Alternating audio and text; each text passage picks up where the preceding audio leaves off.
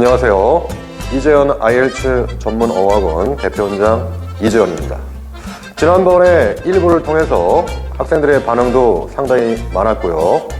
기타적으로 궁금한 사항도 있어서 오늘 다시 2부로 영상을 담기로 했습니다. 보통 이제 그 어학을 준비하면 학생들이 가장 힘들어하는 부분이 어휘입니다. 그래서 어휘를 많이 외워도 금방 다 잊어버리고 또 외운다고 해도 활용을 못하기 때문에 이 관련되어 있는 질문을 토대로 어떻게 하면 효과적으로 단어를 암기하는지 그 방법에 대해서 말씀을 드리겠습니다. 지금 화면에 나온 것처럼 IELTS에서 가장 중요한 것은 동의어를 공략을 하셔야 됩니다. 문제에 나와 있는 그 단어가 본문에 아니면 듣기평가에서 동의어로 바꿔 나오는 게 정답인 경우가 많기 때문입니다. 우리가 plenty라고 하는 단어는 형용사로 풍부한 이란 뜻이지만 여러분들이 인터넷 아니면 뭐 전자사전을 통해서 이 동의어 관련되어 있는 이러한 단어를 보는데 보통 이제 동의어라고 하면 100% 같은 뜻으로만 알고 있습니다. 근데 동의어라는 것은 보통 의미가 서로 교집합, 다 같이 얘기하면 공통되는 부분이 있기 때문에 동의어로 이제 엮어 들어가는 것이죠. plenty라고 하는 풍부한이 이 단어의 어휘를 확장하면 상당한, 거대한이라고 하는 의미가 내포되어 있습니다. 그래서 시중에 여러분들이 이 관련되어 있는 이러한 고급 어휘를 많이 보게 되는데요.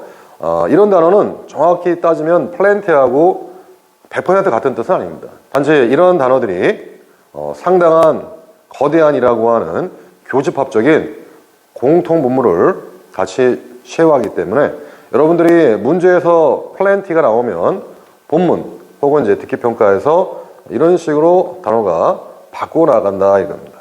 보통 이제 많이 나오는 게 substantial, 그 다음에 considerable, 그 다음에 significant, sizable, abundant, colloquial, copious 뭐 이런 단어들은 다 공통적으로 상당한 거대한이라고 하는 의미를 갖고 있습니다. 그래서 앞으로 단어를 공략할 때 중요한 것은 동의어를 여러분들이 관심을 많이 가지셔야 됩니다. 그 다음에 이어지는 부분이 이 단어를 영영사전식으로 이해하는 게 가장 효과적입니다. 보통 우리가 conservative 하면 보수적인 conservative 이렇게 해서 끝나죠. 그렇지만 유학을 준비하시는 수험생들은 외국 현지에서 계속 이렇게 영어 철자하고 한글 뜻 이런 식으로 학습하게 되면 뭔가는 이해도에 있어서 상당히 느릴 수가 있습니다. 그래서 이 conservative라는 것은 영영사전식의 해설을 빌리면 전통적인 관점에 호의적이거나 아니면 변화에 반대하는 이러한 내용으로 항상 어떤 단어를 가지고 이렇게 영영사전 풀이해설로 접근하면 상당히 편해집니다. 그래서 전통적인 관점에 호의적이다 해서 favoring traditional view나 아니면 opposing change. 다시 얘기하면 문제에는 conservative 나오지만 독해 지문이나 듣기평가에서는 이렇게 영영사전 풀이해설로 숨어있는 경우가 상당히 많습니다. 그래서 앞으로는 이제 단어를 공략할 때도 영영사전식으로 이해를 해주시는 것이 학습에 가장 효과적인 방법으로 여러분들이 알아놓으시면 되겠습니다. 그런데 중요한 것은 이러한 단어에 대해서는 어떻게 효과적으로 암기를 하느냐, 이것이 언어학자들이 표방하는 세 가지 학습에 대한 단어의 공략 훈련법입니다. 보통은 이제 학생들이 항상 이제 그 음악을 듣는지 아니면 기타적으로 뭔가는 음을 들을 때 아이팟 혹은 이제 이어폰을 끼고 듣는데요. 방송 내용을 잘 들으시고 그 다음에 똑같이 따라 읽는 게 중요합니다. 따라 읽다 보면 자체적으로 콩글리시 발음이 해결이 돼요. 그리고 영어에서 가장 중요한 건 뭐죠? 철자를 정확히 받아 적는 훈련이 필요합니다. 보통 단어하고 뜻만 이렇게 암기하다 보면 나중에 정기시험에서 리스닝과 스피킹에서 별 점수를 높게 받기보다는 의외적으로 기준치 이하의 낮은 점수를 받게 되는데, 그냥 단어를 뜻, 철자만 보지 마시고 이 세 가지를 혼합해서 잘 듣고, 그 다음에 똑같이 앵무새처럼 따라 읽고, 그 다음에 철자를 받아놓는 이 세 가지 방법을 꼭 해주시기 부탁드립니다. 그럼 이 세 가지 방법을 한 달, 두 달 정도 하다 보면 자연스럽게 리스닝과 스피킹을 여러분들이 정복할 수 있습니다. 왜냐? 듣고 따라 읽고 적다 보면 리스닝, 방송의 내용을 놓치지 않는 청취력에 탄력성이 생깁니다. 보통 리스닝은 학생들이 집중해서 들어도 자꾸 놓친다고 하죠. 근데 그것은 방송 내용을 끝까지 따라가야 되는데 귀가 따라가지 못하고 흐트러져요. 그것은 이러한 훈련이 배영되지 않았기 때문에 그냥 들으려고 하면 방송 내용을 정확하게 잡아내기가 쉽지 않습니다. 다음에 스피킹입니다. 듣고 따라 읽고 받아 적고 하다 보면 스피킹, 자신의 잘못된 콩글리시 발음이 자연스럽게 교정이 됩니다. 그래서 예전에 저도 어릴 때는 그냥 뜻만 외웠었어요.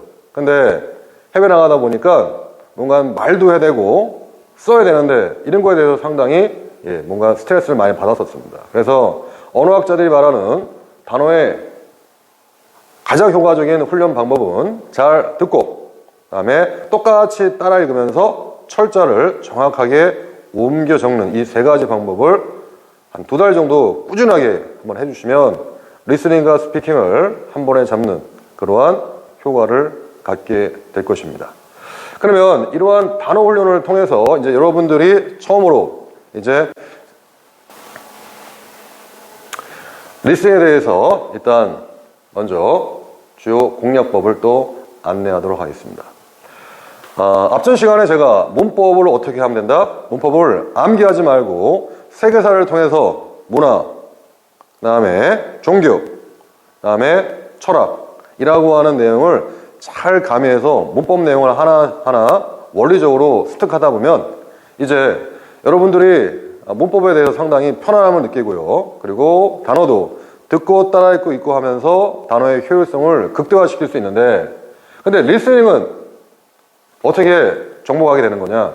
리스닝은 절대적으로 방송 내용을 해석하는 버릇, 이거 버리셔야 됩니다. 그리고 계속 방송 내용을 집중해서 놓치지 않고 음악을 듣듯이 계속해서 따라가는 이러한 학습 훈련이 병행이 되는데, 학생들이 이거 해석하면 안 되냐? 해석하는 순간 모르는 문장과 발음이 나오면 더 이상 귀는 듣진 않습니다. 어떻게 보면 이제 그날 시험은 포기할 수밖에 없는 것이죠. 그래서 평소에 듣기 방송 교본 맨 뒤에 보면 보통 이제 스크립트가 나와 있죠. 시나리오가 나와 있습니다. 이것을 크게 따라 읽는 훈련이 절대적으로 필요합니다. 잘못된 발음이 교정되고 방송 내용을 놓치지 않는 이러한 청취력의 탄력성을 통해서 여러분들은 리스닝이 두 달 후에는 7.0 정도 올라가는 그러한 성과를 얻게 됩니다. 그런데 팁이 있어요. 혼돈할 수 있는 기초 어휘에 상당히 여러분들이 신경을 쓰셔야 됩니다. 보통 학생들이 7개 요일과 12달 철달을 의외적으로 많이 틀려요. 그리고 중학교 단어도 정확성이 상당히 부족합니다. 그런 단어에서 보통 정기시험에 정답이 많이 출제되기 때문에 여러분들이 눈으로 알고 있는 그런 단어들을 이제 좀 더 신경 써서 철자와 발음을 익히시는 게 중요합니다. 그래서 리스닝의 공략법은 뭐냐? 잘 듣고 똑같이 따라 읽는 훈련도 같이 병행이 돼야 됩니다. 보통 우리나라는 영어를 그냥 정적으로 조용히 그냥 암기하는 것으로 시작해서 끝나는데, 그렇게 해서는 여러분들이 IELTS를 정복할 때 있어서 상당한 시간도 걸리고 비용도 많이 걸리고 나중에는 슬럼프가 와서 포기하는 사례들도 적지 않습니다. 다음은 듣기 평가에 있어서 이 안에 숨어있는 중요한 전략에 대해서 말씀을 드리겠습니다. 항상 저는 현장에서 지도할 때 세 가지 요소에 집중하라고 강조를 합니다. 듣기의 정답은 이 방송 순서 오더링 퀘이션으로 1번에서 10번, 11번에서 20, 21번에서 30, 30번에서 40, 100% 순서적으로 정답이 나옵니다. 근데 이것을 학생들이 들어도 자꾸 놓쳐요. 그래서 계속 듣고 따라 연습이 필요하고요. 그리고 각 문제에는 핵심어라는 것이 숨어 있습니다. 그 핵심어를 파악을 해서 방송에서 그 핵심어를 여러분들이 잡게 되면 바로 뒤에 고유명사나 신조어, 학술용어, 연도, 수계점 같은 이러한 정답을 정확하게 낚아챌 수가 있습니다. 그리고 고득점 7.0 이상 원하시는 분들은 앞에서 말씀드렸는데 끝내는 동의어 싸움입니다. 문제 내용이 특정한 어떠한 단어가 방송에 동의어로 흘러나오면 얘를 잡을 수 있어야 돼요. 그래서 항상 듣기에 3가지 집중 전략. 모든 문제는 100% 순서대로 정답이 배열되어 있고 그 다음에 문제에서 핵심어를 찾아서 그 방송을 끝까지 기다렸다가 바로 뒤에서 정답을 찾습니다. 난이도 있는 문제는 거진다 동의어로 숨어 나온 경우가 있으니까 평소에 단어를 뜻만 외우지 말고 동의어 같이 혼합해서 학습하는 효과가 가장 중요합니다. 그리고 팁 하나 드리는데요. 이거는 알아놓으면 현장에서 여러분들이 당황하지 않고 정답을 또 찾을 수 있는 중요한 근거가 되는데 듣기평가는 절대로 각 문제가 독립성을 유지합니다. 이 독립성을 유지한다는 게 뭐냐? 여러분들이 문제를 풀 때 4번, 5번을 맞기 위해서는 1, 2, 3번을 다 맞아야지만이 4번, 5번 맞는다.